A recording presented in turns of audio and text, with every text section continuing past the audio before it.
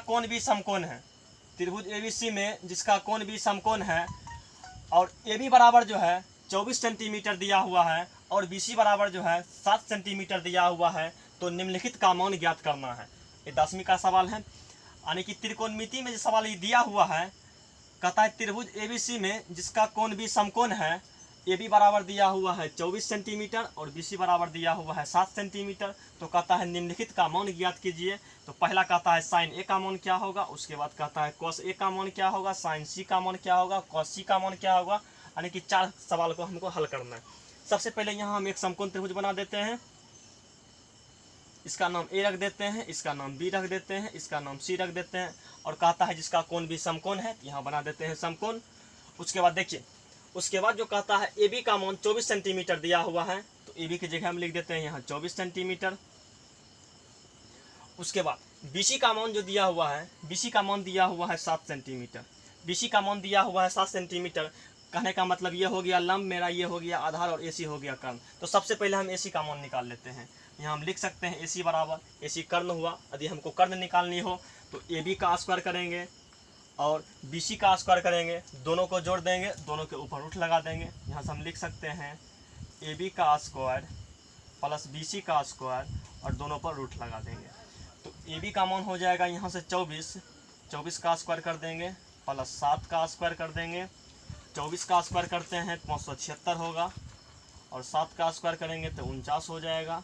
दोनों को जोड़ने के बाद चला आएगा 625 का जो वर्गमूल आता है वो चला आता है 25। 625 का जो वर्गमूल आता है वो आता है 25। कहने का मतलब मेरा ए सी जो हुआ, ए सी का मान निकल गया 25 सेंटीमीटर। ए सी का मान निकल गया 25 सेंटीमीटर। अब देखिए हम पहला मान निकालते हैं। तो पहला मान कहता है साइन ए। मैंने पार्ट 1 वीडियो में बता चुका हूँ कि साइन जो होता है वो लंब और कर्ण का अनुपात होता है। तो लंब और कर्ण का अनुपात होता है साइन। तो यहाँ कौन बात करता है, ए के, हमको ए के पास चले जाना है। यानी कि ए के पास यहाँ चले आए तो ए के लिए ए के सामने का जो भुजा होता है वो कहलाता है लंब। ए के सामने का जो भुजा कहलाता है वो कहलाता है लंब। तो साइन ए के लिए हमको निकालना है लंब बटा कर्ण। तो साइन ए के लिए लंब का काम कर रहा है बी सी। बी सी का मान 7 है और कर्ण का मान ए सी का मान 25 है। तो यहाँ हो जाएगा 7/25, पहला आंसर हो गया। और दूसरा हमको निकालना है कॉस ए। तो कॉस ए बराबर होता है आधार बटा कर्ण। तो ए के लिए आधार का काम करेगा ए बी और कर्ण का काम करेगा ए सी। तो आधार मेरा ए बी है, ए बी का मान 24 है तो यहाँ 24 लिख देंगे। कर्ण ए सी का मान 25 है तो यहाँ 25 लिख देंगे। तो मेरा ये आंसर निकल गया। उसके बाद तीसरा मान निकालेंगे। तीसरा मान क्या कहता है, तीसरा मान कहता है साइन सी। साइन सी का भी मान देख लेते हैं।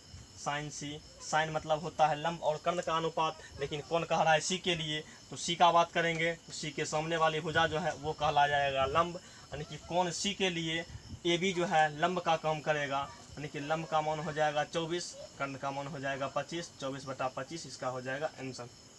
उसके बाद देखिएगा 4 नंबर में क्या कहता है, यानी कि 4 नंबर का सवाल में कहता है कॉस सी। यहाँ निकालेंगे कॉस सी।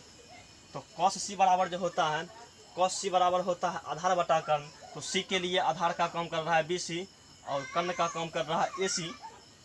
तो बी सी का मान 7 हो जाएगा और ए सी का मान 25 हो जाएगा। तो फाइनल आंसर मेरा चला आएगा 7/25। तो आई होप, हम आशा करते हैं कि आपको ये सब सवाल बहुत अच्छे ढंग से समझ में आए होंगे।